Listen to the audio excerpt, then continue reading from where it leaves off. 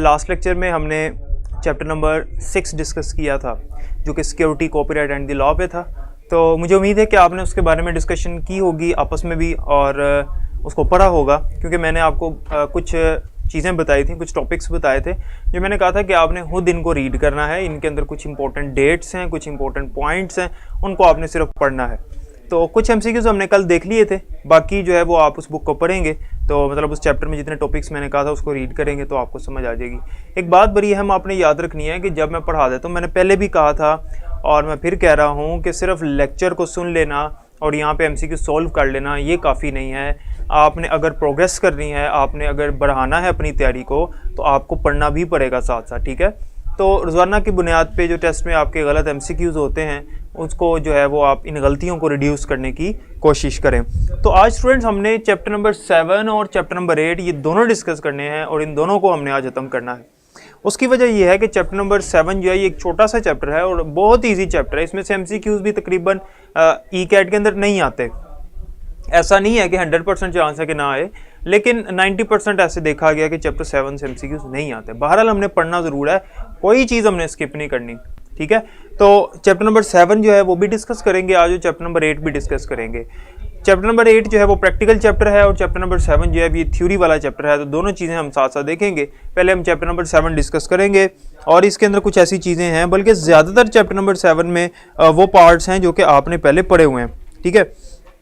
इसके बहुत से ऐसे टॉपिक्स हैं जो आपको पहले ही आते हैं, इसलिए फिर हम उनके ऊपर ज़्यादा डिटेल नहीं करेंगे और कुछ ट्रिकी सा काम करेंगे कि हमारे टॉपिक भी सारे कवर हो जाएं, हम पढ़ भी सारा लें और टाइम जो है हमारा कम लगे, क्योंकि लैक ऑफ टाइम है।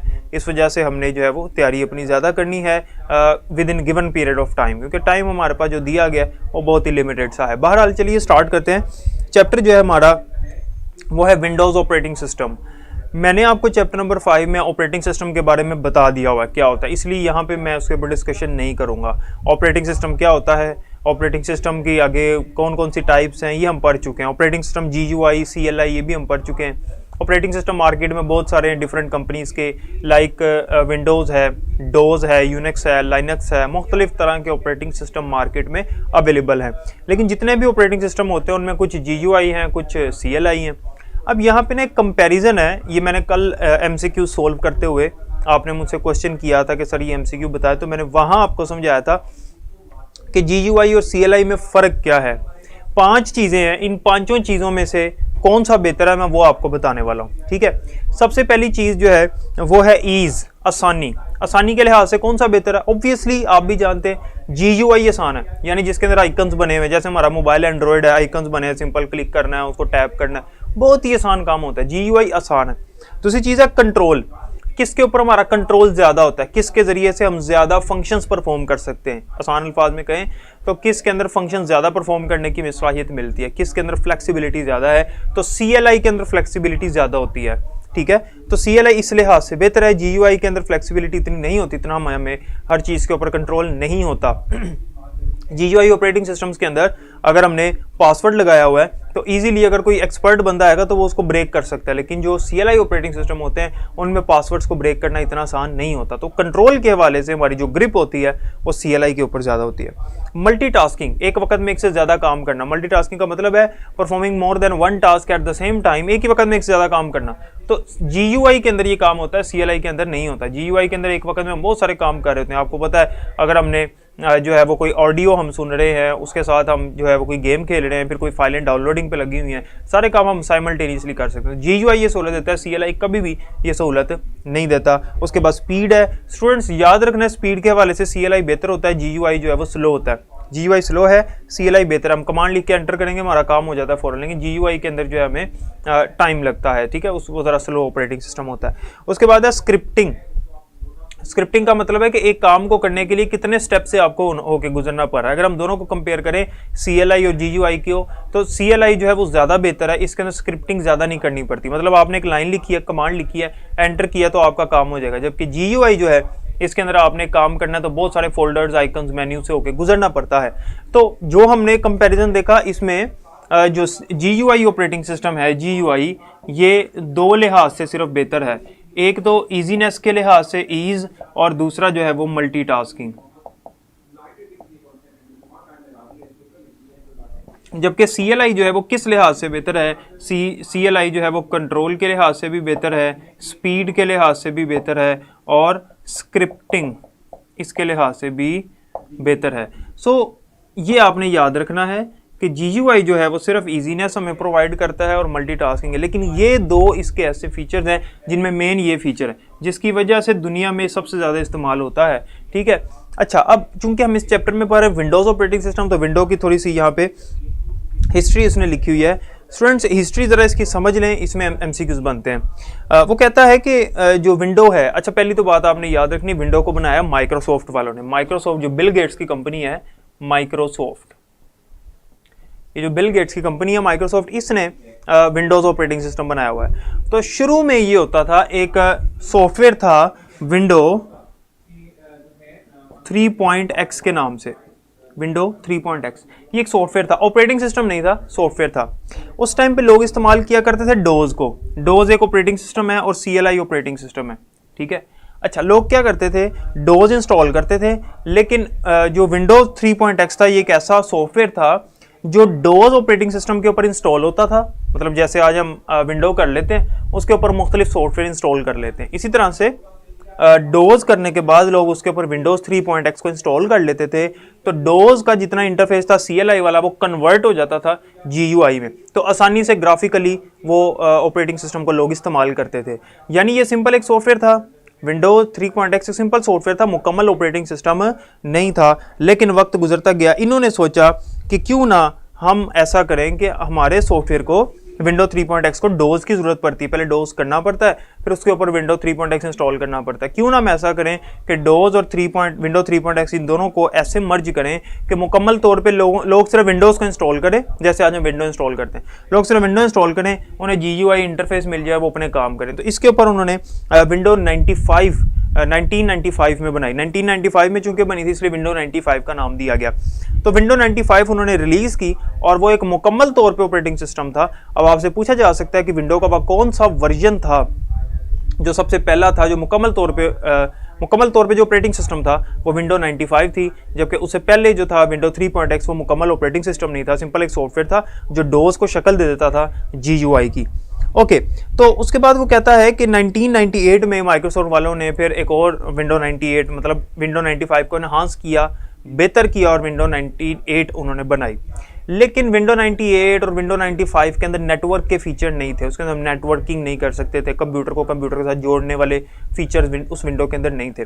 तो फिर विंडो NT मार्केट में आई, उन्होंने विंडो NT बनाई। NT, अब NT की फुल फॉर्म याद रखनी है, NT की फुल फॉर्म है न्यू टेक्नोलॉजी। तो विंडो NT बनाई, इसके अंदर नेटवर्किंग के फीचर थे। उसके बाद विंडो NT के बाद विंडो 2000, फिर आगे विंडो XP, फिर आगे विंडो 2003 में भी एक वर्जन आया था, फिर window crystal, window black edition, window Vista, ठीक है। इसके अलावा आगे विंडो 7, फिर विंडो 8, 8.1, फिर 10, जितनी भी विंडोज़ आई हैं विंडो NT के बाद, वो सारी की सारी जो है वो बेसिक, उनके अंदर जो फंक्शनैलिटीज़ हैं, बेसिक फंक्शनैलिटीज़, वो विंडो NT वाली हैं, ठीक है। तो ये विंडो की एक ब्रीफ हिस्ट्री थी। अब विंडोज़ बनती जा रही हैं, उसके नेटवर्क के फीचर भी अवेलेबल हैं और नए फीचर भी उसके अंदर ऐड होते जा रहे हैं, नए आने वाले ऑपरेटिंग सिस्टम के अंदर साथ साथ। स्टूडेंट्स, आगे ऑब्जेक्ट है, विंडोज़ के ऑब्जेक्ट्स। अब ये जो ऑब्जेक्ट्स हैं ना, ये बड़े आसान हैं, ये आप लोगों ने खुद रीड करने। इसमें जो ऐसी बात मुझे लगती है कि शायद आपको ना पता हो, वो मैं आपको बता देता हूँ। डेस्कटॉप क्या होता है, आपको पता है कि विंडो ऑन करने के बाद ऑन द स्क्रीन सबसे पहला जो एरिया हमें नज़र आता है वो डेस्कटॉप है। ये MCQ भी है और आया हुआ बोर्ड में आया हुआ है कि कंप्यूटर के बूट होने के बाद, और बूटिंग का मतलब मैं आपको बता चुका हूँ, कल बताया था बूट सेक्टर वायरस के अंदर। कंप्यूटर बूट होने के बाद जो सबसे पहले चीज़ हमें स्क्रीन पर नजर आती है वो डेस्कटॉप है, ठीक है। और डेस्कटॉप जो है ये हमारा वर्किंग एरिया कहलाता है। ये भी MCQ है। वर्किंग एरिया से क्या मुराद है, देखें कोई चीज़ हम ओपन करते हैं, कोई चीज़ हम ओपन करते हैं, वो किसके आगे ओपन हुई होती है, डेस्कटॉप के ऊपर ओपन हुई होती है, पीछे एट द एंड तो डेस्कटॉप ही है, इसलिए डेस्कटॉप जो है ये वर्किंग एरिया कहलाता है हमारी विंडो का। उसके बाद माई कंप्यूटर है। माई कंप्यूटर एक ऐसा आइकन है विंडो के अंदर, आपको पता है आप यूज़ करते हैं। मेरा नहीं हाल कि कैट में इसके ऊपर ज़्यादा डिटेल बतानी चाहिए, तो जो मेन पॉइंट्स हैं वो मैं बता रहा हूँ, उसको समझ लें कि माई कंप्यूटर के ज़रिए से कंप्यूटर के साथ जितनी ड्राइव्स लगी हुई हैं, जैसे कि हार्ड डिस्क है, जैसे USB है, जैसे फ्लॉपी डिस्क है, जैसे प्रिंटर है, जितनी भी एक्सटर्नल डिवाइसेस लगी हैं उनको एक्सेस करना है तो हमें माई कंप्यूटर को ओपन करना पड़ेगा। उसके बाद रिसाइकल बिन है, कोई भी चीज़ डिलीट करते हैं वो टेम्परेरी मतलब डिलीट होती है, लेकिन वो जाके स्टोर हो जाती है रिसाइकल बिन में। उसके बाद माई डॉक्यूमेंट्स है, माई डॉक्यूमेंट्स भी एक रेगुलर फोल्डर है, कोई चीज़ हम डाउनलोड करते हैं, कोई पिक्चर है, वीडियो, ऑडियो, कुछ भी है वो इधर जाके सेव होता है। उसके बाद विंडोज़ एक्सप्लोरर है। विंडोज़ एक्सप्लोरर जो है ये समझ लें ज़रा क्या है। पहली बात इसके अंदर ये नोट डाउन कर लें, Windows explorer is a directory browser of Windows. Directory browsers students, directory का जो वर्ड है इसका मतलब होता है फोल्डर। कहीं आपको डायरेक्टरी का वर्ड लिखा नजर आए तो घबराना नहीं है आपने, डायरेक्टरी का मतलब होता है फोल्डर, ठीक है, डायरेक्टरी इसका मतलब होता है फोल्डर। अच्छा, तो डायरेक्टरी ब्राउज़र से क्या मुराद है? डायरेक्टरी ब्राउज़र का मतलब ये है कि जब भी हमने किसी डायरेक्टरी, किसी फोल्डर को बहुत ईजीली एक्सेस करना हो तो उसके लिए हम विंडोज़ एक्सप्लोरर का इस्तेमाल करते हैं। आपने देखा होगा हम माई कंप्यूटर ओपन करते हैं, विंडोज़ 7 के बाद से जितनी विंडोज़ हैं उनमें ये फीचर है, बाकी विंडो एक्सपी में इसको अलग से लेके आना पड़ता था, ऐसे पहले से नहीं था। अच्छा, तो जब हम माई कंप्यूटर ओपन करते हैं ना, तो कोई भी फाइल फोल्डर ओपन करते हैं तो यहाँ लेफ्ट साइड पर ना कोई भी फोल्डर ओपन करें, या लेफ्ट साइड पे मुख्तलिफ फोल्डर्स वगैरह के ड्राइव्स के नाम लिखे नजर आ रहे होते हैं, डाउनलोड्स, डेस्कटॉप, हर चीज़ यहाँ लेफ्ट पे नजर आ रही होती।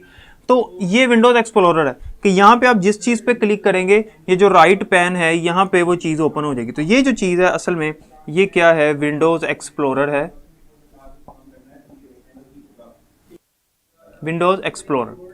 तो यहाँ हम जिस चीज़ पे क्लिक करेंगे राइट साइड पे, राइट पैन में, इसे कहते हैं राइट पैन है ये पैन, इस यहाँ पे वो चीज़ ओपन हो जाती है तो इजीली हम पहुंच सकते हैं उस तक। तो ये आसानी हमारे लिए, इसे विंडोज़ एक्सप्लोरर कहते हैं। उसके बाद इंटरनेट एक्सप्लोरर है स्टूडेंट्स। इंटरनेट एक्सप्लोरर एक इंटरनेट ब्राउज़र है। इंटरनेट ब्राउज़र क्या होता है? जिसके जरिए हम इंटरनेट यूज़ करते हैं, जैसे हमारा गूगल क्रोम है, जैसे हमारे पास यूसी ब्राउज़र होता है, ये ब्राउज़र्स हैं जिनके जरिए से इंटरनेट यूज़ करते हैं। तो इंटरनेट एक्सप्लोरर विंडो का एक अपना ही एक इंटरनेट ब्राउज़र होता है जो ई लिखा होता है, आपने देखा होगा पहले से उसके अंदर होता है। अच्छा, उसके बाद है द विंडो। द विंडो, यहाँ पे विंडो से क्या मुराद है? यहाँ विंडो से मुराद है कोई भी फाइल फोल्डर, कोई भी फोल्डर हम ओपन करें, कोई ड्राइव ओपन करें, कोई आइकन हम ओपन करें, तो जो भी हमें स्क्रीन नज़र आती है जिसके ऊपर वो 3 कंट्रोल बटन्स होते हैं, क्लोज का, मिनिमाइज और मैक्सिमाइज का, वो एक विंडो कहलाती है। उसके बाद कंट्रोल पैनल है। कंट्रोल पैनल के अंदर हमारे कंप्यूटर की तमाम सेटिंग्स मौजूद होती हैं। आसान अल्फाज में अगर आपको बताऊं तो जो हमारे कंप्यूटर के अंदर, जो हमारे मोबाइल फ़ोन के अंदर सेटिंग वाला ऑप्शन होता है ना, उस सेटिंग के अंदर जो कुछ होता है हमारे कंप्यूटर के कंट्रोल पैनल के अंदर वो सारा कुछ होता है।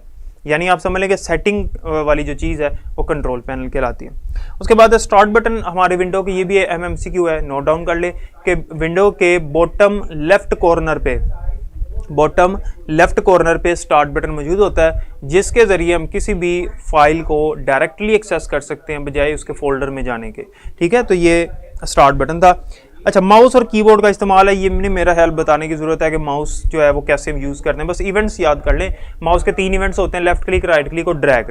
ड्रैग का मतलब है एक जगह से दूसरी जगह किसी चीज़ को लेके चले जाना, या माउस के पॉइंटर को ऐसे मूव करना। ठीक है, लेफ्ट क्लिक करके रखें और माउस के पॉइंटर को मूव करें, और ये ड्रैग का अमल कहलाता है। कल एक MCQ आया था ड्रैग के हवाले से, कल मैंने आपको बताया था। ठीक है, तो दूसरे नंबर पे है कि कीबोर्ड के कौन से इवेंट्स है। इवेंट का मतलब होता है उसके काम, एक्शंस।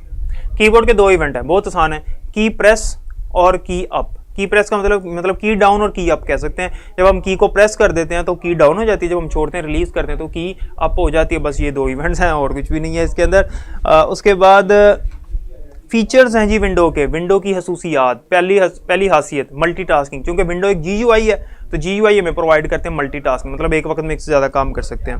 उसके बाद मल्टी प्रोसेसिंग। स्टूडेंट्स ये इसमें डिफरेंस याद रखना है आपने, इनका जो फ़र्क है वो ज़रा समझ लें कि मल्टीटास्किंग का मतलब है एक वक्त में एक से ज़्यादा टास्क परफॉर्म करना, जबकि मल्टी प्रोसेसिंग का मतलब है कि अपने कंप्यूटर में एक से ज़्यादा प्रोसेसर लगा लेना, अपने कंप्यूटर में एक से ज़्यादा प्रोसेसर लगा लेना। तो अगर हमारे कंप्यूटर के अंदर मदरबोर्ड ऐसा है जिसके ऊपर ऑप्शन है एक से ज़्यादा प्रोसेसर के, हमने लगाए हुए हैं, तो विंडो पे कोई फ़र्क नहीं पड़ेगा। विंडो हमें सहूलत देती है कि हम एक से ज़्यादा प्रोसेसर लगा सकें। और अगर एक कंप्यूटर में एक से ज़्यादा प्रोसेसर लगे हों तो वर्कलोड जो है वो बढ़ जाता है, काम डिवाइड हो जाता है, कंप्यूटर की स्पीड और परफॉर्मेंस अच्छी हो जाती है।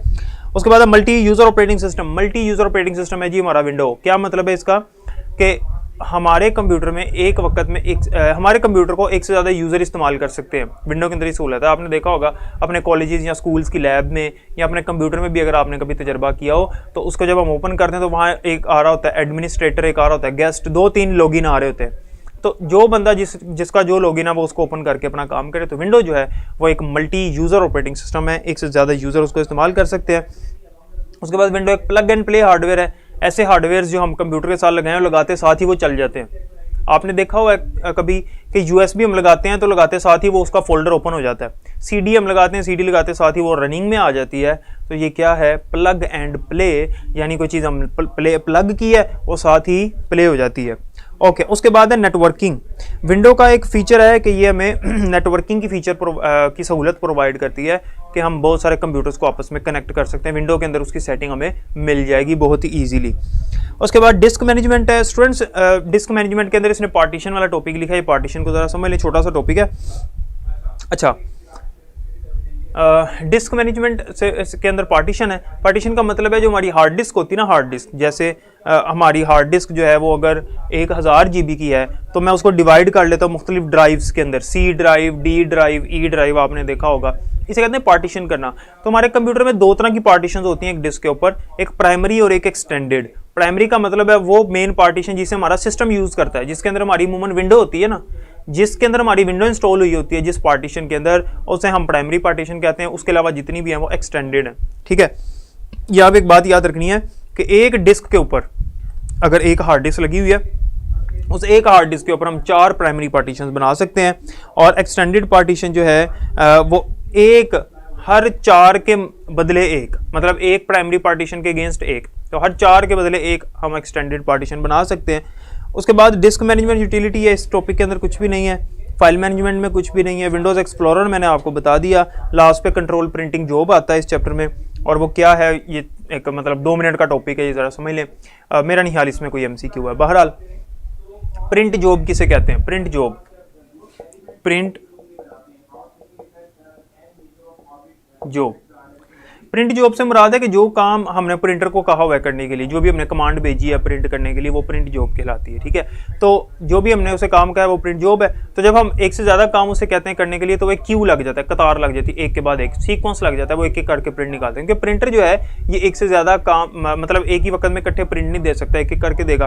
तो क्या होता है कि जो प्रिंटर है हमारा उसके पास एक क्यू लग जाता है जिसे प्रिंट क्यू कहते हैं, प्रिंट क्यू।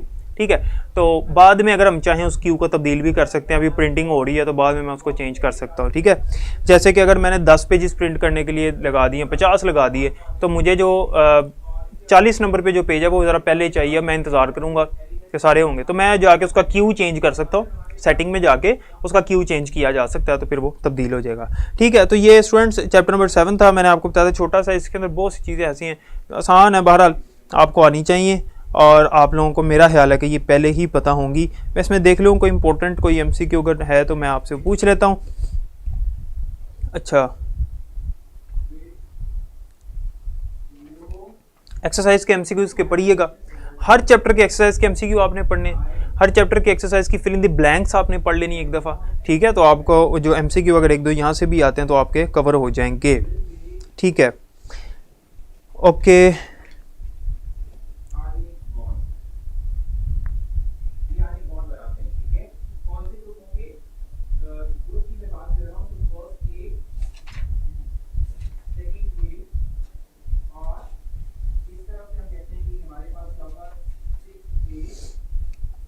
अच्छा जी, चैप्टर 8 स्टार्ट करने से पहले मैं एक बात आपसे पूछूं, देखें आपको याद है कि नहीं याद।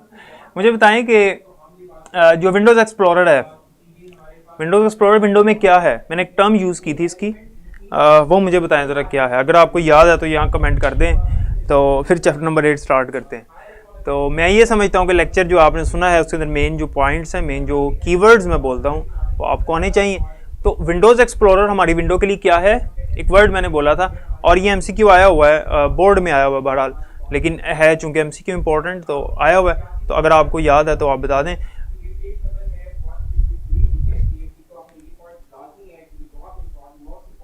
अच्छा जी, क्वेश्चन है सर लॉजिकल पार्टीशन बता दें। बेटे जो प्राइमरी पार्टीशन है और एक है एक्सटेंडेड पार्टीशन। ठीक है, तो जो प्राइमरी पार्टीशन होती है वो हमारा कंप्यूटर यूज़ करता है, एक्सटेंडेड पार्टीशन जो है वो हम लोग अपने कामों के लिए इस्तेमाल करते हैं। ठीक है, तो लॉजिकल पार्टीशन जो है वो नहीं है। हाँ जी, मोहम्मद ने सही आंसर दिया, डायरेक्टरी ब्राउज़र। डायरेक्टरी नहीं हदीजा बेटे, डायरेक्टरी ब्राउजर। डायरेक्टरी कहते हैं फोल्डर को, डायरेक्टरी ब्राउजर का मतलब जिसके जरिए से इजीली हम किसी डायरेक्टरी को सर्च कर सकें। डायरेक्टरी नहीं, डायरेक्टरी ब्राउजर। विंडोज, ये तो यहाँ लिखा हुआ है डायरेक्टरी ब्राउजर, मैंने बोला था यहाँ लिखा नहीं, यहाँ सिर्फ डायरेक्टरी लिखा हुआ है, ठीक है। तो यहाँ से डायरेक्टरी, शायद अगर आपने यहाँ से देखा तो विंडोज एक्सप्लोरर एक डायरेक्टरी ब्राउजर है। डायरेक्टरी ब्राउजर, ब्राउज का मतलब होता है कोई चीज सर्च करना, ठीक है। तो किसी भी फोल्डर को यहाँ से इजीली हम क्लिक करके यहाँ पे लेके आ सकते हैं, सर्च कर सकते हैं। स्टूडेंट्स याद रखना है। तो रिमशा ने भी सही आंसर दिया है, बाकी सैरी शदीजा ने सिर्फ डायरेक्टरी का है। बेटे डायरेक्टरी कहते हैं फोल्डर को, तो इंटरनेट जो विंडोज एक्सप्लोरर है वो डायरेक्टरी ब्राउजर है। अभी मैंने एक बात बताई थी, गौर से सुने जरा। मैंने आपको कहा था कि जो इंटरनेट एक्सप्लोरर है एक सॉफ्टवेयर है जो कि ब्राउजर है, यानी इंटरनेट ब्राउजर है। तो इंटरनेट ब्राउजर से क्या मुराद हुआ, जिसके जरिए हम इंटरनेट पे वेबसाइट्स, वेब पेजेस सर्च करते हैं, ठीक है। तो समाविया का भी सही आंसर है, शाबाश। तो ये चीजें आपको याद होनी चाहिए, ठीक है। ये बोर्ड में एमसीक्यू आया हुआ है आपकी, मेरा नहीं ख्याल कि बुक में कहीं मेंशन है ये बात, लेकिन इसका मतलब यही है डायरेक्टरी ब्राउजर का कि डायरेक्टरीज को सर्च करने के लिए, यानी फोल्डर्स को सर्च करने के लिए इस्तेमाल होता है। खैर आगे चलते हैं। अच्छा, ये क्वेश्चन करने का मकसद ये था कि आप लोग एक्टिव हैं कि नहीं हैं, मैंने बस ये चेक करना था, ठीक है। अच्छा जी, चैप्टर नंबर 8 हमारा प्रैक्टिकल चैप्टर है, ठीक है।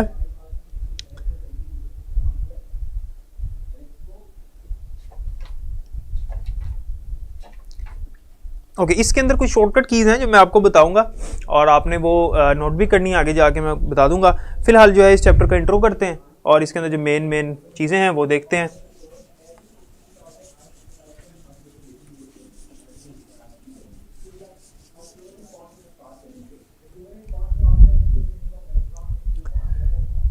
अच्छा, ये जब बुक मुकम्मल हो जाएगी ना तो उसके बाद मैं आपसे कुछ क्वेश्चंस खुद से करूंगा। एक तो एमसीक्यूज यहाँ पे आते हैं, मैं आपको यहाँ पे एमसीक्यू लिखूंगा, आपने मुझे उसका आंसर इस तरह से कमेंट सेक्शन में देना। कुछ हम डिस्कशन यानी कि करेंगे ताकि आप लोगों की जो है ना वो तैयारी अच्छी हो सके। तो ये मेरा ख्याल है आज हम चैप्टर नंबर 7 और 8 करेंगे ना, तो कल हम चैप्टर नंबर 9, 10 दोनों कर लेंगे और फिर परसों जो है हम इसके ऊपर एमसीक्यूज की कुछ डिस्कशन करेंगे। कुछ मैं एमसीक्यूज आपसे पूछूंगा, वो एमसीक्यू जो टेस्ट में मैंने नहीं दिए हुए, खुद से यहाँ पे मैं कुछ एमसीक्यूज पूछूंगा, कुछ एंटी टेस्ट से रिलेटेड, तो उसका फिर आपने मुझे आंसर देना, जिससे आपको ही पता लगेगा कितनी तैयारी, सेल्फ असेसमेंट का काम हो जाएगा। ठीक हो गया। सो स्टार्ट करते हैं वर्ड प्रोसेसिंग।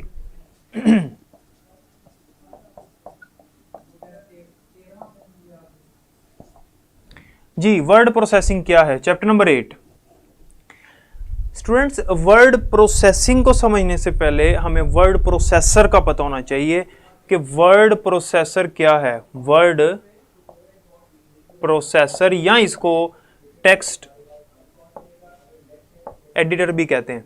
वर्ड प्रोसेसर या टेक्स्ट एडिटर ऐसा सॉफ्टवेयर जिसके जरिए से हम टेक्स्ट लिखते हैं, टाइपिंग करते हैं और उस टेक्स्ट के ऊपर कोई भी ऑपरेशन परफॉर्म करते हैं, उसे वर्ड प्रोसेसर या टेक्स्ट एडिटर कहते हैं। फॉर एग्जांपल, आपकी ये जो किताब लिखी हुई है, इस किताब को जिस सॉफ्टवेयर में टाइप किया गया, इसके अंदर पिक्चर्स ऐड की गई, इसके अंदर पेज नंबर ऐड किए गए, चैप्टर नेम ऐड किए गए, टेबल्स ऐड किए गए, एमसीक्यूज बनाए गए, मतलब मुकम्मल जो बुक टाइप की गई कंप्यूटर के अंदर, वो किस सॉफ्टवेयर में, वर्ड प्रोसेसर या टेक्स्ट एडिटर के अंदर। तो जब हम वर्ड प्रोसेसर सॉफ्टवेयर के अंदर ये काम कर रहे होते हैं, टेक्स्ट वगैरह लिख रहे होते हैं, तो इसे वर्ड प्रोसेसिंग या टेक्स्ट एडिटिंग कहेंगे। ठीक है, जैसे टीचर है ना, टीचर उसका काम है पढ़ाना, लेकिन जब वो पढ़ाता है तो इसका क्या मतलब, वो टीचिंग कर रहा है। इस तरह से वर्ड प्रोसेसर के अंदर जब हम काम करते हैं तो वो वर्ड प्रोसेसिंग कहलाता है।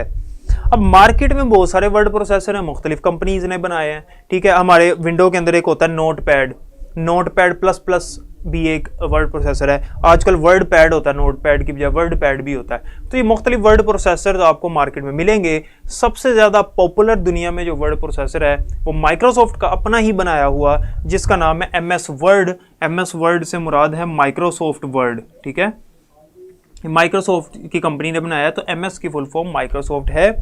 अच्छा, अब इसके बहुत सारे वर्जन है। माइक्रोसॉफ्ट 2000 वर्जन था, फिर 2003 था, फिर 2007, फिर 2010, 2013, 2016 और अब आगे जो है लेटेस्ट भी मौजूद है। तो ये बहुत सारे इसके वर्जन हैं, लेकिन हमारे कोर्स में अनफॉर्चुनेटली जो है वो 2000 वाला है वर्जन, माइक्रोसॉफ्ट 2000 है। मैं जब जिस इंस्टीट्यूट में पढ़ाता हूँ, जब मैं वहाँ पे प्रैक्टिकल करवाता हूँ तो मुझे ना चाहते हुए भी जो इसका 2000 वाला वर्जन है, 2003 वाला, वो मुझे पढ़ाना पड़ जाता है, क्योंकि ये जो पुराने हैं वो आपकी बुक में डिस्कस हैं। तो बाद वाले फीचर वही हैं, कुछ बेहतरी भी आ गई है, लेकिन इंटरफेस थोड़ा सा चेंज है उनका, तो चूँकि बुक में जो है फिर वो पढ़ाना पड़ता है। तो आप भी खैर आपने जो मेन चीज़ें वही समझनी है, आपका तो प्रैक्टिकल नहीं है, आपका तो सिर्फ टेस्ट है, तो जो मेन चीज़ें हैं वो सब में वही है, तो वो ज़रा आपने याद रखनी है। सो इसके अंदर वो कहता है कि वर्ड प्रोसेसर के मैं कुछ आपको फ़ायदे बता दूं। देखें, आपसे वो पूछ सकता है कि वर्ड प्रोसेसर में हम क्या क्या कर सकते हैं, तो नीचे कुछ ऑप्शंस हो, तो उसमें कोई ऐसा ऑप्शन हो जो कि वर्ड प्रोसेसर में नहीं हो सकता, तो ये चीज़ें आपने ज़हन में रखनी है। वर्ड प्रोसेसर के ज़रिए हम टेक्स्ट को टाइप कर सकते हैं, उसको डिलीट कर सकते हैं, उसको कट कॉपी पेस्ट कर सकते हैं, उसको हम फाइल बना के सेव कर सकते हैं, उसको किसी को सेंड कर सकते हैं फाइल में सेव करके, उस टेक्स्ट का कलर चेंज कर सकते हैं, मतलब उस टेक्स्ट की फॉर्मेटिंग कर सकते हैं। स्टूडेंट्स, फॉर्मेटिंग से मुराद एक वर्ड मैं बता रहा हूँ, ये याद रखना है आपने, आगे बार बार आएगा। फॉर्मेट का मतलब ये होता है, यहाँ पे एमएस वर्ड वाले चैप्टर में फॉर्मेटिंग का मतलब है सेटिंग करना। तो जो हमारा टेक्स्ट है, टेक्स्ट फॉर्मेटिंग का क्या मतलब है, अपने टेक्स्ट की सेटिंग करना। अब टेक्स्ट की सेटिंग में क्या आता है, उसका साइज, उसका कलर, उसका स्टाइल चेंज करना, ये सारी उसकी फॉर्मेटिंग आती है। तो सारी फॉर्मेटिंग हम कर सकते हैं, ठीक है। इसके अलावा इमेजेस भी ऐड कर सकते हैं इसके अंदर, जैसे आपकी बुक में देखें चैप्टर नंबर 8 के पहले पेज पे तस्वीर ऐड हुई है, तो हम कर सकते हैं। इसके अलावा हाइपर लिंक्स ऐड कर सकते हैं। अब हाइपर लिंक समझे ज़रा, ये चूंकि इंपॉर्टेंट है समझना, और बहुत से बच्चों को इसके बारे में पता नहीं होता, इसलिए मैं आपको समझाने लगा हूँ डिटेल से। आपने कभी देखा होगा मुख्तलिफ वेबसाइट्स के ऊपर आप एक आर्टिकल पढ़ रहे हैं, कुछ लिखा हुआ है, हम उसे पढ़ रहे हैं उस पैराग्राफ को, उस पैराग्राफ के अंदर एक या कुछ वर्ड्स ऐसे होते हैं जो अंडरलाइन हुए होते हैं, हम उन पे अपना कर्सर लेके जाते हैं तो वो कर्सर तब्दील हो जाता है, हाथ का निशान आ जाता है, हम उस पर क्लिक करते हैं तो एक नया वेब पेज खुल जाता है। वो क्या है, देखें, मैंने एक तहरीर लिखी, ठीक है, मैं कंप्यूटर की हिस्ट्री लिख रहा हूँ। अब कंप्यूटर की हिस्ट्री मैंने लिखी, कोई 3-4 पैराग्राफ्स मैंने उसकी हिस्ट्री के ऊपर लिखे। अब उस हिस्ट्री के अंदर जिन जिन बंदों ने कंप्यूटर के ऊपर काम किया हुआ था उनके नाम मौजूद थे, लेकिन अब कंप्यूटर की हिस्ट्री के अंदर जिन बंदों ने काम किया था उनकी हिस्ट्री की तरफ चले जाएं, मतलब मैं वो भी लिखना शुरू कर दूं, तो ये मुनासिब नहीं है। मतलब कंप्यूटर की हिस्ट्री लिखते हुए मैं चार्ल्स बाबेज का नाम लिखता हूँ और आगे चार्ल्स बाबेज की ज़िंदगी लिखना शुरू कर देता हूँ। ये इस सन में पैदा हुआ, इस सन में फौत हो गया, ये इसने किया, ये इसके फैमिली मेम्बर्स, ये वो सारा, इसकी पढ़ाई कितनी थी, इसका कंट्री कौन सा था, फिर किस सिटी में था, किस यूनिवर्सिटी में था। तो ये सारी चीज़ें लिखने की बजाय मैं क्या करूँगा, क्योंकि हमारा कॉन्टेंट नहीं है, वो हमारा कॉन्टेंट है हिस्ट्री ऑफ कंप्यूटर, तो मैं क्या करूँगा, उस वर्ड के अंदर उस वर्ड को बना दूंगा हाइपर लिंक। जो चार्ल्स बाबेज का नाम है ना, उसको बना दूंगा हाइपर लिंक। हाइपर लिंक से मुराद ये है कि इंटरनेट के ऊपर जहां पे इस बंदे की हिस्ट्री मौजूद है, उस वेब का लिंक जो है वो इस वर्ड चार्ल्स बाबेज के नाम के पीछे ऐड कर दूंगा। तो हाइपर लिंक करने का तरीका होता है, वो आप सिंपल उस पर राइट क्लिक करें, हाइपर लिंक पे जाएं और वहाँ पे वो आप लिंक डाल दें। वो वर्ड जो है ना वो चार्ल्स बाबेज वाला अंडरलाइन हो जाएगा और थोड़ा सा ब्लू भी हो जाता है, वो उसका कलर जो है ना वो लाइट ब्लू हो जाता है। तो अब क्या होगा, जिस बंदे को चार्ल्स बाबेज की हिस्ट्री चाहिए वो इस पर क्लिक करे और वेब पेज पे जाके पढ़ ले। यहाँ तहरीर में लिखना मुनासिब नहीं। जिस बंदे की हिस्ट्री चाहिए उस बंदे की जो मुतलका वेब का लिंक है वो मैंने ऐड कर दी, जिसको चाहिए उस पर क्लिक करे, वहाँ पे चले जाए। इसे कहते हैं हाइपर लिंक ऐड करना।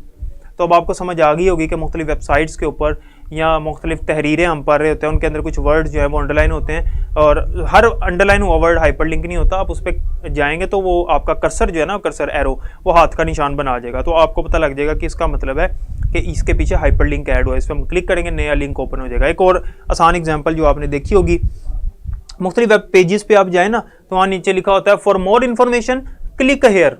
वो जो वर्ड होता है ना क्लिक हेयर, उसके ऊपर जब हम क्लिक करते हैं ना तो वो एक नया पेज खुल जाता है। ये भी हाइपर लिंक ऐड हुआ है, ऐसे अंडरलाइन हुआ होता है। वो कहता है for more information click here, मजीद मालूमात के लिए इस पर क्लिक करें।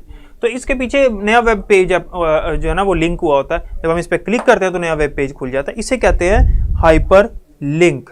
ठीक है, उम्मीद है मुझे कि ये बात समझ आई होगी। अगर नहीं आई तो पूछ लें, नहीं समझ आई तो पूछ लें, फिर हम आगे चलते हैं। अच्छा, आगे उसने कहा जी कि जो सिंपल सादे, देखिए मैंने एक बात बताई थी कि मार्केट में बहुत सारे word processors, text editors available हैं, डिफरेंट कंपनीज़ ने बनाए हैं और अवेलेबल हैं मुख्तलिफ कंपनीज़ के। लेकिन जो वर्ड प्रोसेसर्स हैं वो उनमें कुछ सिंपल हैं, कुछ एक्स्ट्रा ऑर्डिनरी फीचर्स रखते हैं। जो सिंपल वर्ड प्रोसेसर्स हैं वो क्या क्या काम कर सकते हैं, आम सादे जो है वो क्या कर सकते हैं, उनके अंदर टेक्स्ट हम एंटर कर सकते हैं, टेक्स्ट को डिलीट कर सकते हैं, टेक्स्ट को प्रिंट ले सकते हैं, सर्च को रिप्लेस कर सकते हैं, किसी वर्ड को सर्च करके उसको किसी दूसरे वर्ड से रिप्लेस कर देना, कट कॉपी पेस्ट कर सकते हैं। ठीक है, ये कुछ सिंपल वर्ड प्रोसेसर के अंदर फीचर है। अच्छा, कुछ एक्स्ट्रा फीचर्स होते हैं जो बाकी वर्ड प्रोसेसर से उस सॉफ्टवेयर को एक्स्ट्रा ऑर्डिनरी बना देते हैं। ठीक है, अब वो हम पढ़ते हैं। अच्छा, एक बात जो उसने यहाँ पे लिखी हुई है, वर्ड रैप। वर्ड रैप क्या होता है ये समझिए ज़रा, वर्ड रैप क्या होता है। ठीक है मोहम्मद, आगे समझ तो अच्छी बात है। अच्छा तो गुड, वर्ड रैप क्या होता है, जब भी मोबाइल से एग्जांपल देता हूँ, क्योंकि वो एग्जांपल दे रहा हूँ जो आप सबको पता होगा, कंप्यूटर पे शायद आप में से किसी ने ना टाइपिंग की हो, मोबाइल पे मैसेजिंग में तो लाजमी सब ने की होगी। हम लिख रहे हैं कोई मतलब लिख रहे हैं, टाइप करते जा रहे हैं, तो लाइन ख़त्म हो गई है, तो क्या होता है कि वो हमारा वर्ड नेक्स्ट लाइन पे आ जाता है ना, तो क्या होता है कि वो पूरा का पूरा वर्ड नेक्स्ट लाइन पे आता है। एग्जाम्पल के तौर पे ये हमारे पास लाइंस हैं इस तरह से, और यहाँ पे हम लिख रहे हैं, तो अभी मैंने इतना लिखा COMP, कंप्यूटर पूरा लिखना था, तो यहाँ पे लाइन खत्म हो गई। जब मैं UTER टाइप करूंगा तो ये पूरा का पूरा जो कंप्यूटर वर्ड है वो नीचे आएगा। ऐसा नहीं होगा कि COMP इधर लिखा है और UTER नीचे चला गया, ऐसा नहीं ना होता। हम जब मैसेज लिखते हैं क्या होता है कि वो पूरा का पूरा वर्ड नीचे चले जाता है, उसको पता होता है, हमारा जो टेक्स्ट एडिटर है उसको पता होता है कि मैंने यहाँ पे इस पूरे वर्ड को नीचे लेके जाना, लैदा नहीं करना। इसे कहते हैं वर्ड रैप। तो जो सिंपल वर्ड प्रोसेसर्स हैं उनमें वर्ड रैप का फीचर भी मौजूद होता है। ओके, उसके बाद फुल फीचर वर्ड प्रोसेसर है, ऐसे वर्ड प्रोसेसर जिनके अंदर एक्स्ट्रा फीचर्स हैं, फुल फीचर्स हैं, फुल खसूसियात है एक्स्ट्रा भी। वो क्या है, फाइल मैनेजमेंट। इनके जरिए हम फाइलों के नाम वगैरह भी चेंज कर सकते हैं, सॉफ्टवेयर के अंदर रहते हुए फाइलों के नाम वगैरह चेंज। फ़ॉन्ट स्पेसिफिकेशन, फ़ॉन्ट किसे कहते हैं, एक टर्म में यहाँ लिखने लगा हूँ, वो ज़रा समझ लें। फ़ॉन्ट कहते हैं हमारा जो टेक्स्ट होता है ना, टेक्स्ट उसका टाइप फेस।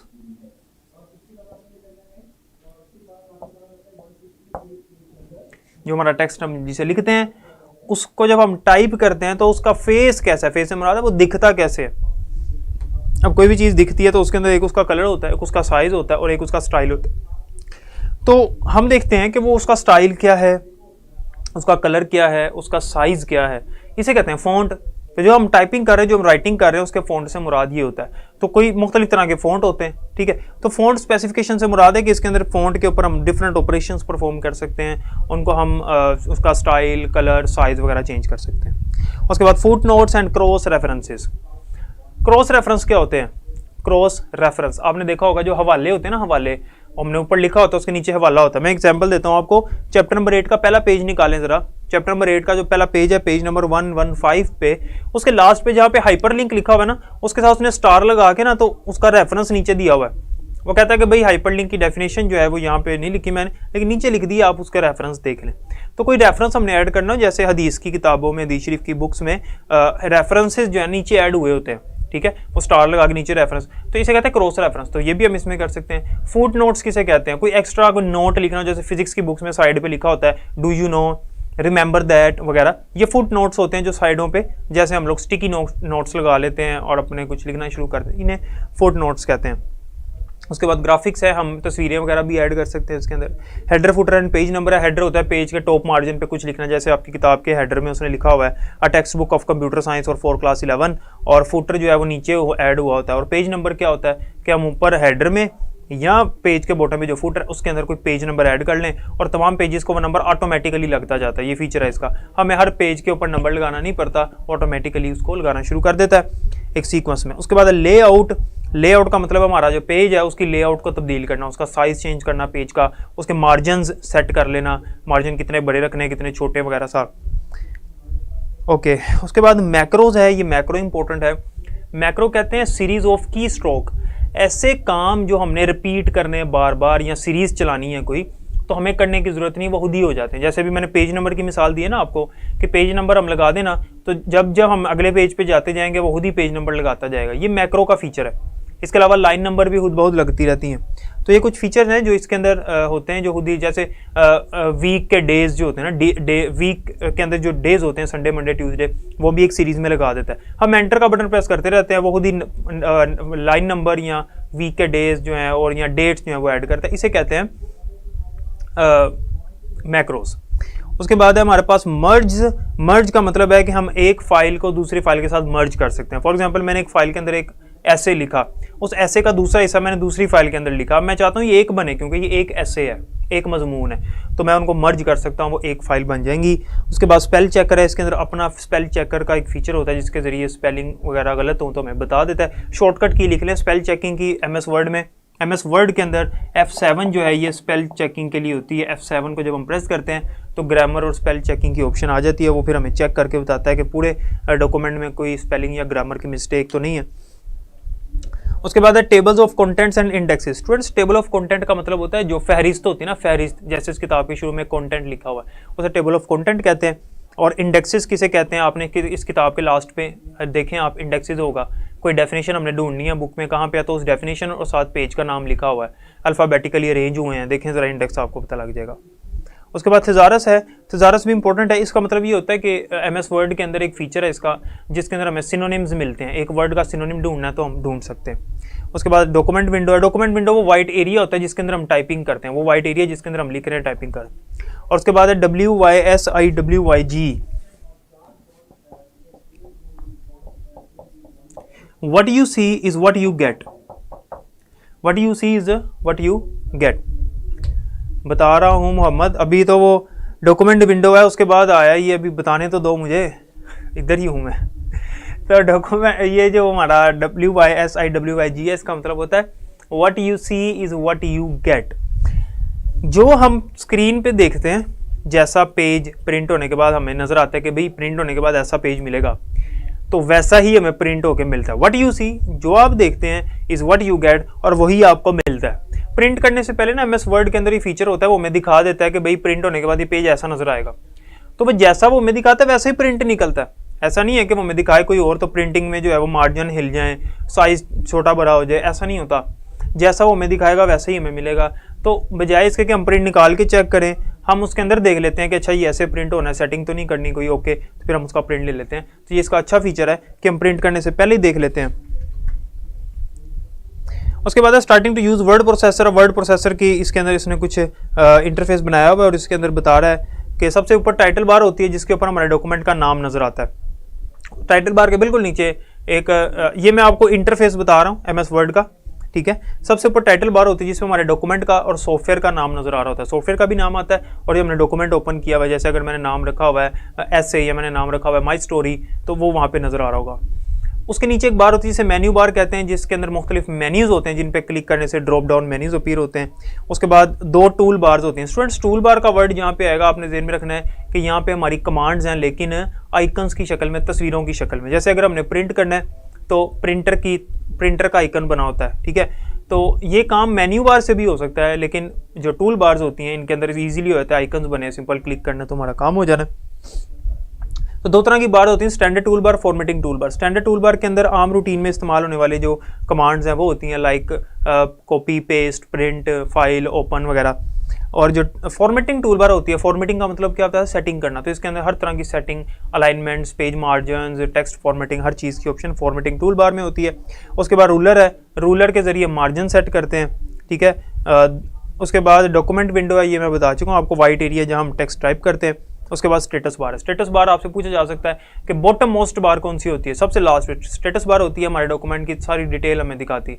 और जो टॉप मोस्ट बार होती है वो टाइटल बार होती है, जिस पे डॉक्यूमेंट और हमारे सॉफ्टवेयर का नाम नजर आता है।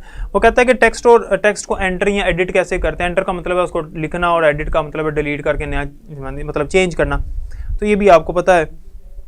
अच्छा, दो तरह के टाइपिंग मोड होते हैं, चैप्टर नंबर 1 में पढ़ा चुका हूँ इसलिए मैं दोबारा नहीं बताऊंगा। एक ओवरराइड मोड होता है और एक इंसर्ट मोड होता है। इंसर्ट मोड और ओवरराइड मोड ये मैं बता चुका हूँ, तो यही उसने यहाँ पे दोबारा वही लिखे हुए हैं, तो मेरा नहीं ख्याल कि इसको बताने की ज़रूरत है। उसके बाद इरेजिंग टेक्स्ट है कि अगर हमने टेक्स्ट को इरेज करना है तो हम डेल के बटन से या बैक स्पेस के बटन से इरेज करते हैं। फिर अंडू और रीडू है। अंडू रीडू समझे ज़रा, एक काम मैंने किया, उस एक्शन जो मेरा एक्शन है जो भी मैंने किया उसको मैंने रिवर्स करना है। फॉर एग्जाम्पल मैंने ये जो टेक्स्ट लिखा TEXT, इसका मैंने कलर किया ब्लैक। मैं चाहता हूँ नहीं यार, जो इसका पहले कलर था वही सही था, तो मैं जब अंडू करूंगा तो वापस अपने ओरिजिनल कलर में आ जाएगा। फिर मेरे ज़हन में आता है नहीं यार ये वापस ब्लैक होना चाहिए, फिर मैं रीडू करूंगा। रीडू का मतलब है कि अंडू में जो आपने एक्शन किया हुआ है वो रिवर्स हो जाए, ठीक है। तो ये अंडू और रीडू होता है। इनकी शॉर्टकट की जो है वो याद कर लें। कंट्रोल ये लिखी नहीं हुई, लिख लें आप, चाहे कंट्रोल प्लस जी जो है ये अंडू के लिए और कंट्रोल प्लस वाई जो है ये रीडू के लिए होती है। उसके बाद फॉर्मेटिंग टेक्स्ट है, ये इसके अंदर उसने बताया हुआ है। अच्छा, दो तरह के हमारे पास टेक्स्ट होते हैं बेटे।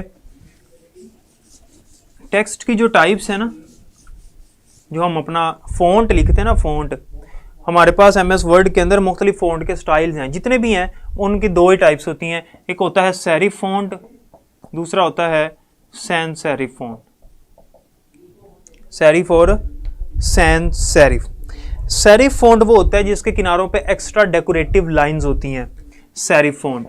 जैसे कि ऐसे ये टी लिखा हुआ है तो ये एक्स्ट्रा किनारों पे ये डेकोरेटिव लाइन, जबकि सैंस सेरिफ के अंदर नहीं होता, सिंपल होता है। अच्छा, ये आपसे पूछा जा सकता है, नोट कर लें कि सेरिफ फ़ॉन्ट जो है इसकी बेस्ट एग्जांपल जो सबसे ज़्यादा दुनिया में इस्तेमाल हो रहा है सेरिफ फ़ॉन्ट में, वो है टाइम्स न्यू रोमन। ये एक टेक्स्ट का स्टाइल का नाम है, टाइम्स न्यू रोमन, ठीक है।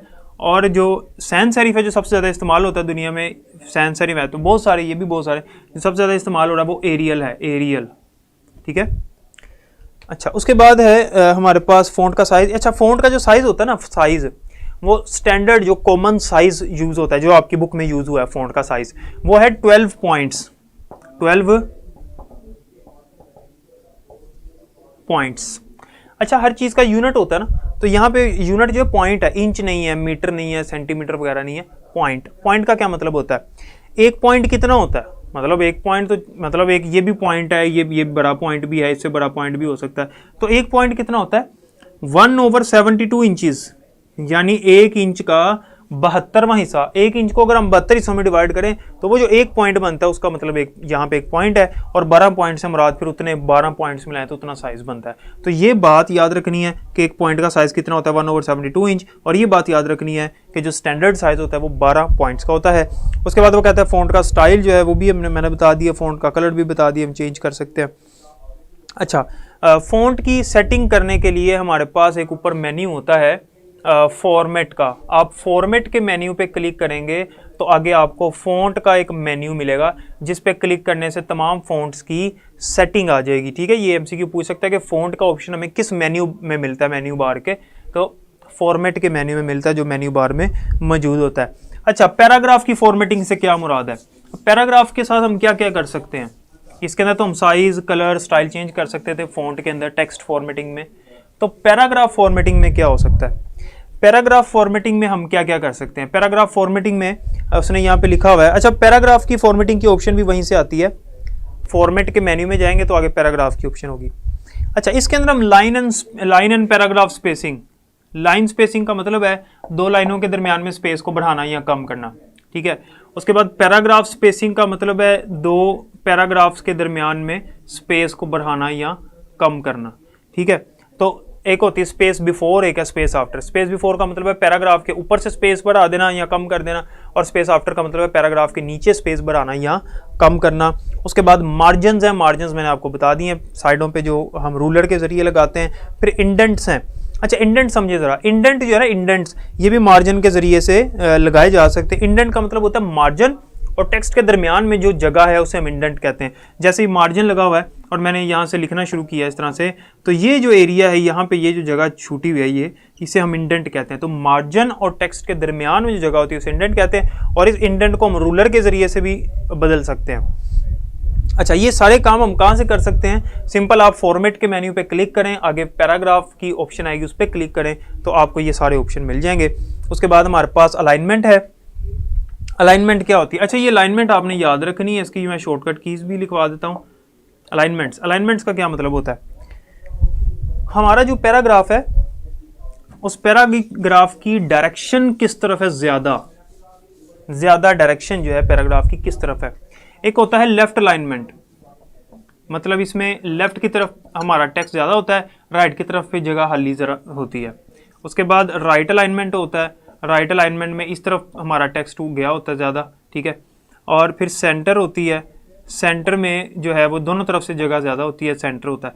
जस्टिफाइड होता है ना, जस्टिफाइड, ये अहम है, ये मैं आपको डिटेल बताता हूँ। जस्टिफाइड जो है वो दोनों तरफ गया होता है, मतलब दोनों तरफ, लेफ्ट राइट दोनों की तरफ फैला होता है, ज़्यादा स्पेस दोनों की तरफ नहीं होती। अच्छा, लेफ्ट के लिए जो शॉर्टकट की होती है Ctrl+L होती है, राइट के लिए कंट्रोल प्लस आर होती है, ठीक है। सेंटर के लिए कंट्रोल प्लस ई होती है, ई, सी नहीं, सी से तो कंट्रोल प्लस सी से कॉपी होता है, कंट्रोल प्लस ई होती है। और जस्टिफाइड के लिए कंट्रोल प्लस जे, ठीक है। तो ये इसकी शॉर्टकट कीज है जो आपने याद रखनी है। तो अमूमन जब हम उर्दू लिखते हैं तो राइट अलाइनमेंट सेट करते हैं, इंग्लिश के लिए लेफ्ट करते हैं। सेंटर जो है वो हम तब करते हैं जैसे पोइम्स वगैरह लिखी होती है ना इंग्लिश में, पोइम बिल्कुल सेंटर में, वो ये होती है, सेंटर अलाइनमेंट की होती है। और जो आपकी बुक में अलाइनमेंट है वो जस्टिफाइड है, दोनों तरफ बिल्कुल बराबर है, गौर करें ज़रा, दोनों तरफ जो है वो बिल्कुल लेवल है, कोई भी चेंजिंग्स नहीं है, इन दोनों में कोई डिफरेंस नहीं, लेफ्ट और राइट दोनों साइडों पे। उसके बाद फॉर्मेटिंग का पेज, पेज को हम कैसे फॉर्मेट करते हैं, यानी पेज की अब सेटिंग की बात हो रही है यहाँ पे। पेज की सेटिंग में क्या क्या आता है, पेज का साइज आता है, ठीक है। पेज की सेटिंग में उसकी ओरिएंटेशन आती है। देखें जब ओरिएंटेशन का क्या मतलब है, जब हम कोई चीज़ प्रिंट करते हैं तो टेक्स्ट की डायरेक्शन किस तरफ होनी चाहिए, ठीक है। जैसे कई दफ़ा इस तरह से, मोस्टली इस तरह से पेज के ऊपर जो है प्रिंटिंग होती है, इस ओरिएंटेशन को कहते हैं पोर्ट्रेट। और एक ये ओरिएंटेशन होती है इस तरह, मतलब चौड़ाई में इस तरह से प्रिंटिंग होती है, इसको कहते हैं लैंडस्केप, ठीक है। तो इसे कहते हैं ओरिएंटेशन। तो ओरिएंटेशन आपसे पूछा जा सकता है कितनी टाइप्स हैं, दो, पोर्ट्रेट और लैंडस्केप। तो पोर्ट्रेट में जो है वो लंबाई में और लैंडस्केप में जो है वो इस तरह चौड़ाई में जो है वो प्रिंटिंग होती है। उसके बाद हमारे पास हेडर फुटर है, वो मैं आपको बता चुका हूँ। हेडर फुटर की ऑप्शन होती है व्यू के मेन्यू के अंदर, व्यू का मेन्यू आप ओपन करेंगे तो हेडर फुटर की ऑप्शन आपको मिल जाएगी। इंट्रोड्यूसिंग कॉलम्स, स्टूडेंट्स कॉलम्स आपने पढ़े होंगे अखबारों में, कॉलम किसे कहते हैं। आपने देखा होगा कि जो हमारे न्यूज़पेपर्स होते हैं, उन न्यूज़पेपर्स के अंदर हमारा टेक्स्ट कैसे लिखा होता है, कॉलम वाइज लिखा होता है, उन्हें कहते हैं कॉलम राइट करना। वो कॉलम्स होते हैं बेसिकली, जो न्यूज़पेपर में जिस तरह टेक्स्ट लिखा होता है ना, एक कॉलम और उसी पेज के ऊपर फिर दूसरा, फिर उसी पेज पे तीसरा कॉलम। जैसे कि ये एक पेज है ना, तो इस तरह यहाँ पे कॉलम, फिर दूसरा कॉलम, फिर तीसरा, इस तरह से, इन्हें कहते हैं कॉलम राइटिंग, कॉलम राइट करना।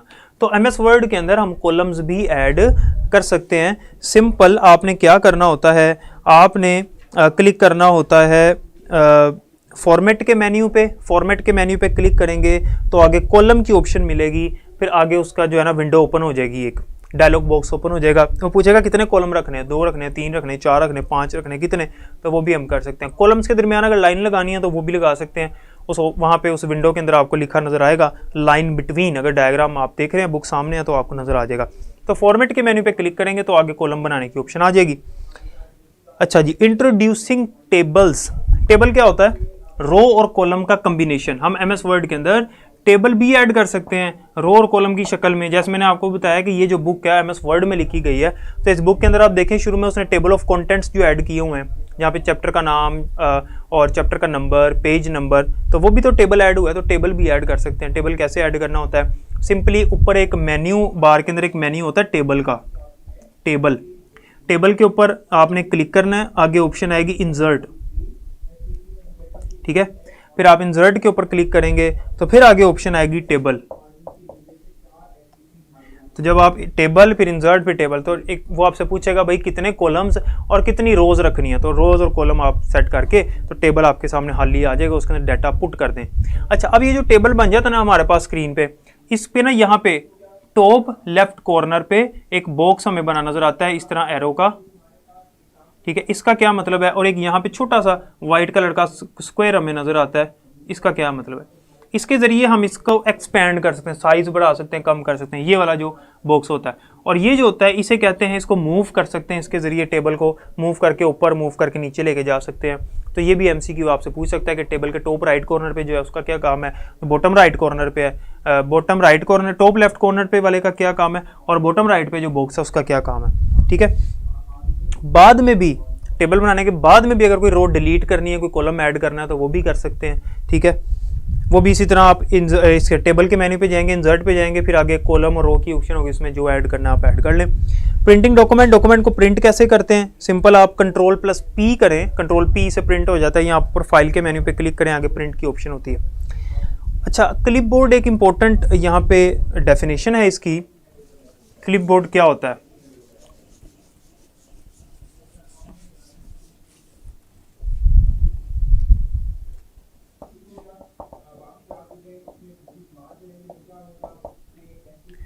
हमारे विंडो के अंदर भी ये होता है, वैसे विंडो के अंदर भी होता है, इसमें भी होता है। हमारे एमएस वर्ड या विंडो की एक टेम्परेरी मेमोरी, आरजी मेमोरी, जहाँ पे हम कोई चीज़ कट करते हैं, कॉपी करते हैं, वो वहाँ जाके थोड़ी देर के लिए सेव हो जाती है।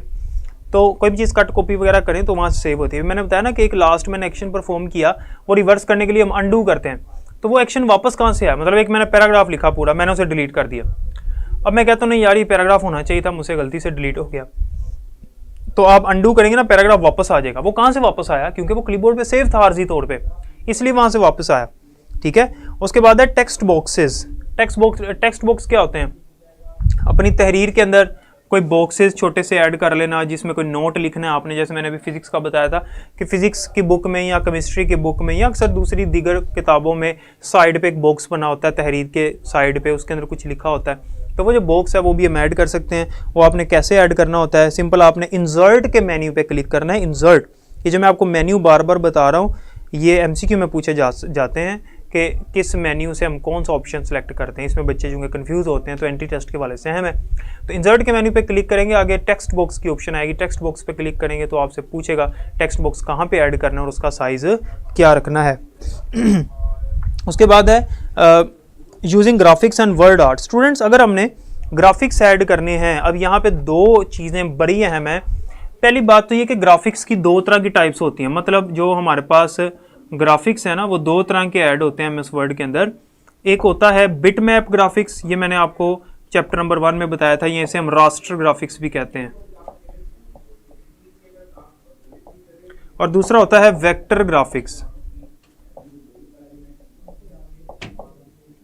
स्टूडेंट्स, बिट मैप या रास्टर ग्राफिक्स क्या होते हैं, ऐसे ग्राफिक्स जो पिक्सल से मिलकर बने हो। जैसे कोई पिक्चर मेरे पास पड़ी है, वो मैंने ऐड कर दी, जैसे इस चैप्टर के शुरू में आपने देखा तस्वीर ऐड हुई है, यहाँ पे भी पेज नंबर 128 पे 129 पे मुख्तलिफ टूल बार्स वगैरह किस चैप्टर में उसने पिक्चर्स ऐड की हुई हैं, ये बिट मैप ग्राफिक्स हैं, कोई तस्वीर ऐड हुई है। लेकिन वेक्टर ग्राफिक्स होती हैं शेप्स जो हम इसके अंदर बनाते हैं, जैसे ट्राइंगल की शेप हो गई हमने इसके अंदर ऐड कर दी, बॉक्स की शेप हो गई हमने ऐड कर दी, रेक्टेंगल की शेप हो गई हमने ऐड कर दी।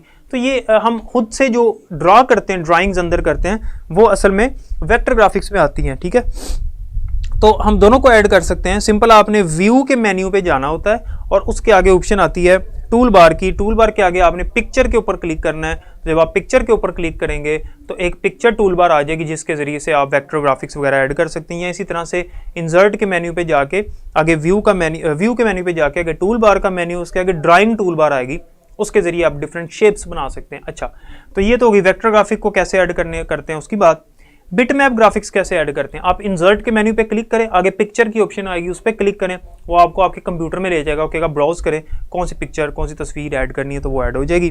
ठीक है, बाद में उसकी हम सेटिंग वगैरह भी कर सकते हैं। अच्छा, जब हम वेक्टर ग्राफिक्स ऐड करते हैं ना, तो कुछ ऑटो शेप्स होती हैं हमारे पास, कुछ बनी बनाई शेप्स होती हैं जो सिंपल हमने ऐड करनी है, जैसे स्टार है, रेक्टेंगल है, सर्कल है, ओवल है, कुछ बनी बनाई भी हमें मिल जाती हैं। फ्लो चार्ट्स जैसे आपने पढ़े हुआ फ्लो चार्ट के बारे में, उसकी शेप्स भी इसमें मिल जाती हैं।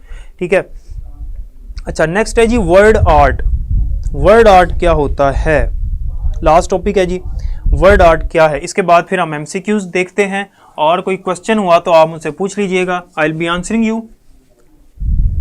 वर्ड आर्ट,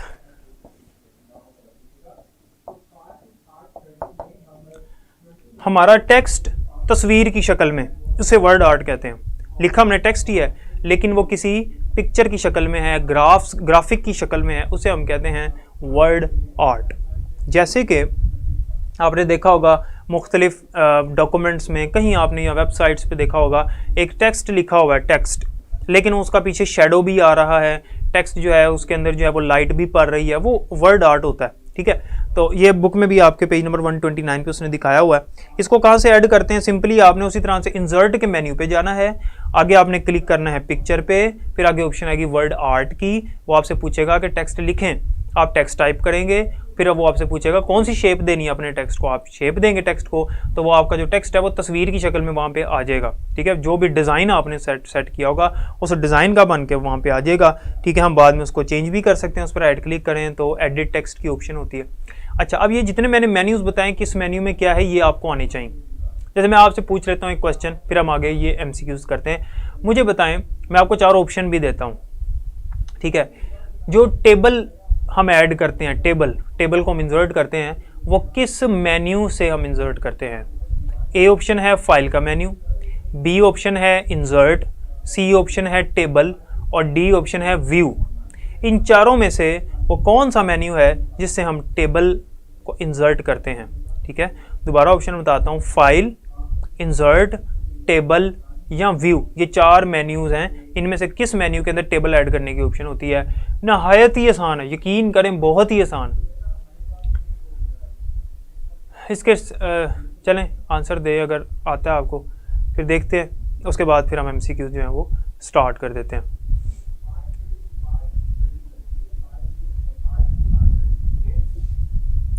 अच्छा, रिमशा ने आंसर दिया है जी, एक मिनट अभी ना एमसीक्यू चलाना। रिमशा ने आंसर दिया है जी इंसर्ट, रॉन्ग आंसर है।